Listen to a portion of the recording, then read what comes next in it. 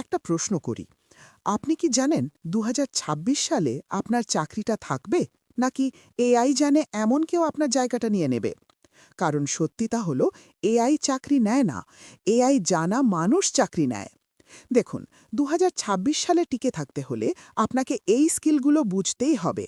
প্রথমত, prompt writing, মানে এআইকে কিভাবে ঠিক প্রশ্ন করতে হয় না জানলে আউটপুট আসবেই না।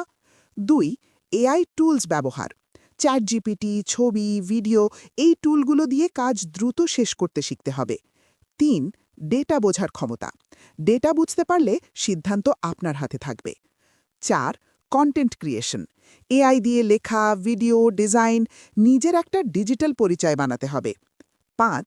এআই অটোমেশন, যে কাজ বারবার করেন সেটা এআইকে দিয়ে করান, সময় বাঁচান।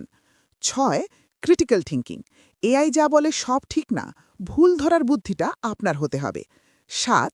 কোডিং বেসিক্স, কোড লিখতে না জানলেও এআই কিভাবে কাজ করে সেটা বুঝতে হবে। ৮.